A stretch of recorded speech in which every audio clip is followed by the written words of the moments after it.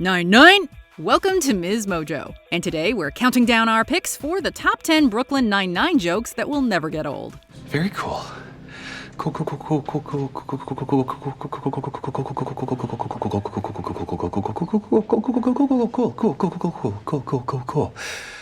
Cool. For this list, we're looking at both ongoing and one-off jokes from Brooklyn Nine-Nine that we will never get tired of hearing or watching.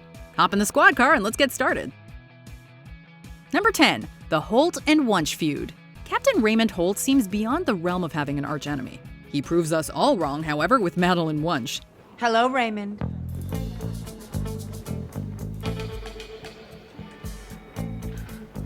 Captain Wuntch, good to see you.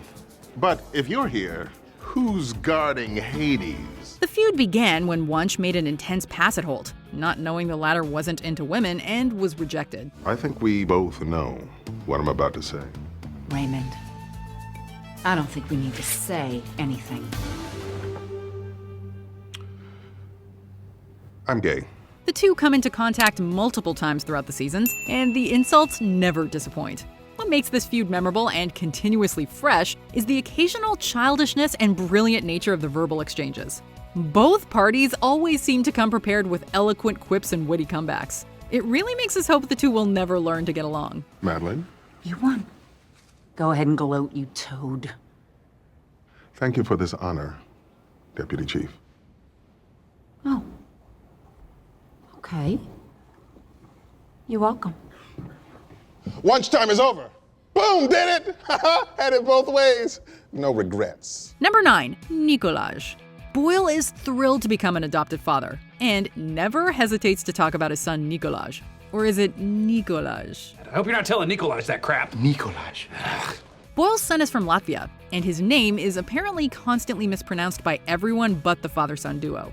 What makes it deserving of a spot on our list is this consistent correction of anyone uttering the boy's name, and the fact that Boyle, and at times his son himself, doesn't seem to grow tired of correcting the offenders. I'm a nice guy. I'm in the right. I'll just go myself. Bye, Nikolaj. Nikolaj. Yeah, whatever. Jake is a particular butt of this joke, as he just can't seem to understand how he's mispronouncing the name. To be honest, neither can we. Now we just gotta pull his files from records. Yep, then we bust him, and we'll be done with plenty of time before Nikolaj wakes up. Nikolaj.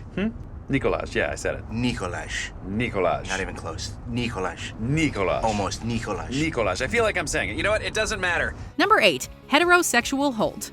Holt's occasional attempts to act straight are always a welcome source of hilarity. New plan.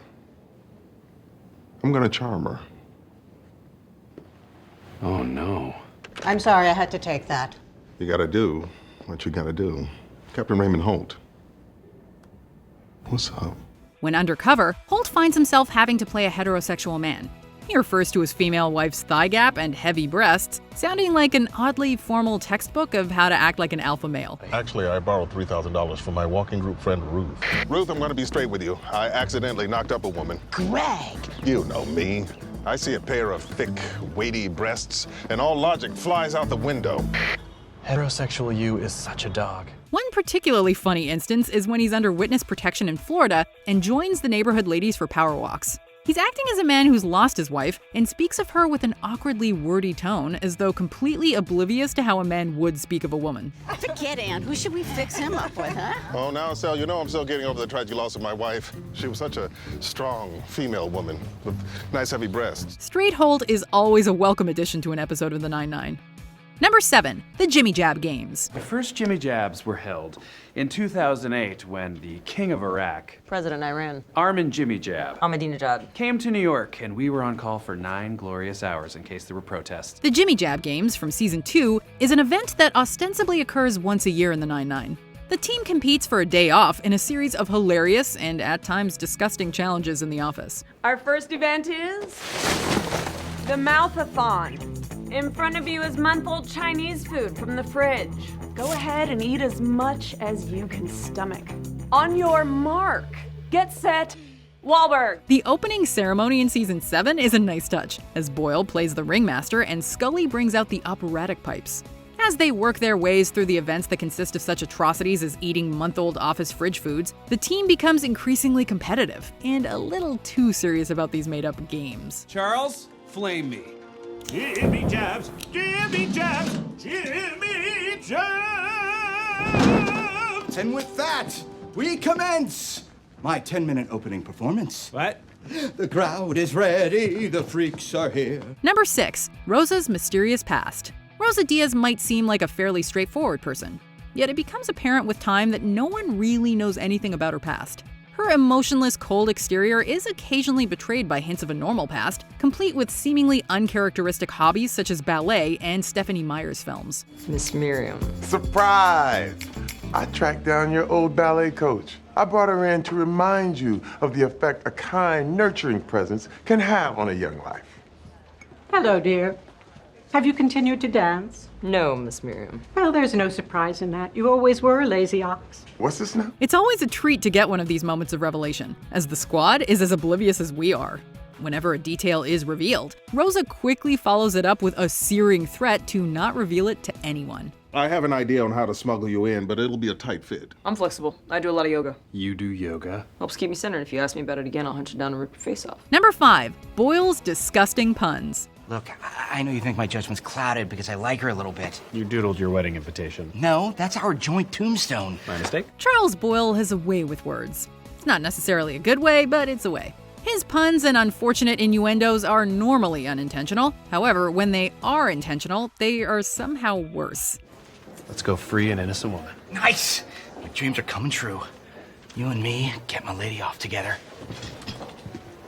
I mean, you know how that sounds, right? For example, upon returning to work on a Monday, Jake greets Boyle and asks him how his weekend went. Boyle claims he wasn't feeling too well, and Jake expresses his regret and asks why. Came down with a big old Diane Wiest infection. Boyle then says Bullets Over Broadway was on TV, and as the film stars Diane Wiest, he came down with a terrible Wiest infection. Cue the awkward stare down as Jake presumably is horrified. Boyle then exclaims, "Like yeast." Yuck. Number 4. The Pontiac Bandit. Jake Peralta has caught many a bad guy in his years on the force. None has been so elusive, however, as the Pontiac Bandit. The Pontiac Bandit is my nemesis. I've been chasing this guy for 8 years. He's stolen hundreds of cars, all of them Pontiacs.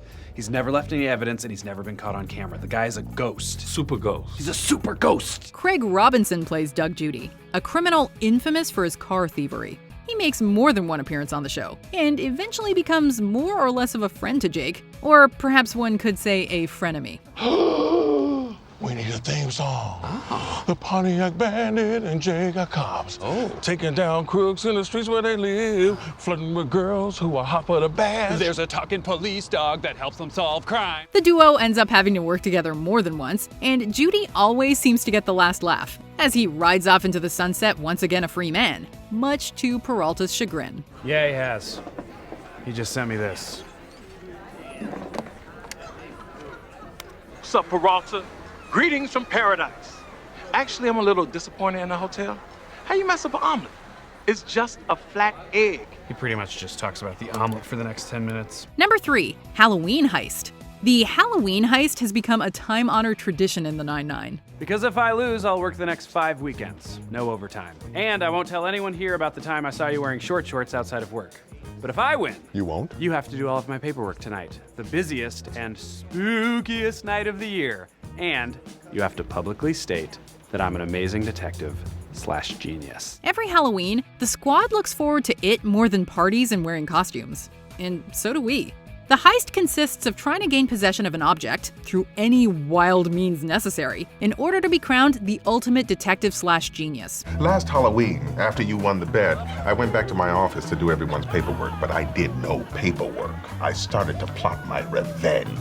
The heist brings out the competitive chops in everyone, even more so than the Jimmy Jab games. The plans to win become more and more elaborate with every season, with some detectives planting the seeds of their plans up to 8 months in advance. We're always up for a good heist. 8 months ago, at a morning briefing, I told the squad that a group of thieves was targeting party buses, so I could record Charles saying, Jake, party bus! Toot toot! Get on board!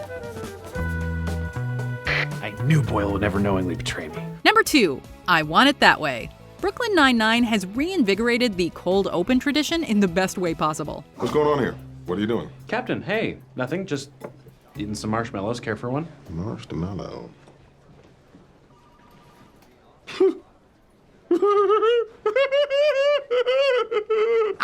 it! The show's cold opens are always a treat, and we look forward to them every time we tune in. Though there are some excellent contenders for the top cold open, one that always comes back to mind is the Backstreet Boys' Criminal Lineup song. As Peralta leads a witness in identifying the man who killed her brother, she says that the man was singing the Backstreet Boys classic.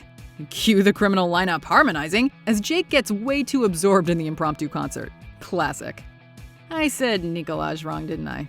Anyway, I'm pretty partial to the Backstreet Boys cold open because I think the world needs more Backstreet Boys. But our number one is what I would call the running gag from Brooklyn Nine-Nine. And it's something that's worked its way into more than one conversation I've had. So let's look at a few hilarious honorable mentions, and then we'll name our top Brooklyn Nine-Nine joke that will never, ever get old. Amy's sneaky cigarettes. I can't handle this. I need a cigarette. I knew that you would, so I came prepared. Nicotine patches. You just put it on your shoulder and whoop, stuck it right on your face, huh? I want it as close to my brain as possible. Gina and Holt take a personality test. Don't mind if I doodle. Curious. On your personality test, you said your favorite shape was a square. And yet now, when you're given a choice between round cookies and square blondies, you opt for the cookie. Terry loves yogurt. And they're not very considerate guests. And they took my mouse, and then they took my keyboard, and then they took the whole computer. And when I had nothing else to give, they came for my yogurt. No, not just any yogurt. Full-fat Greek with a touch of honey. That's a once-a-week treat! Bingpot. And what's in the safe? The 21 million. Bingpot! Nope, I was gonna say bingo, but then I was like, jackpot's better, but then it was too late. I was halfway through the word. Bingpot works. It's taken off. It's taken off. Yeah. Gina Dancing.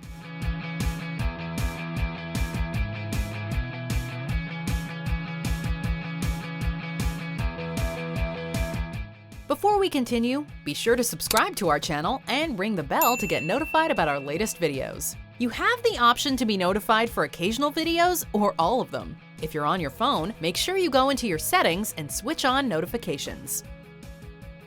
Number 1. Title of your sex tape. The Office had That's What She Said, and Brooklyn Nine-Nine has Title of Your Sex Tape. Can you magically make everyone kind, sober, and fully dressed? Kind, sober, and fully dressed. Good news, everyone. We found the name of Santiago's sex tape. Jake relentlessly takes Amy's sentences and follows them up with this punchline.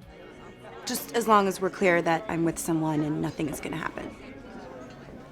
I'm with someone, nothing's gonna happen. Name your sex tape. He's back.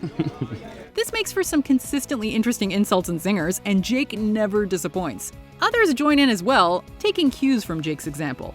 Captain Holt's attempt with Title of Your Sextant tape is particularly hilarious. Why don't we take this map and this sextant and chart a course to the restaurant? Title of your sextant tape. Did not work at all, but I love that you attempted it. Title of your sextant tape. All right, let's go. Though a lot of other squad members attempt it, Jake is ultimately the master of the quip. And we always enjoy a good quip. Title of our sex tape. No, we tried. Hope it doesn't get too sexual. Uh-oh, I hope it doesn't get too sexual. Title of your sex tape. But seriously, what is taking so long? Do you agree with our picks? Check out this other recent clip from MsMojo. And be sure to subscribe and ring the bell to be notified about our latest videos.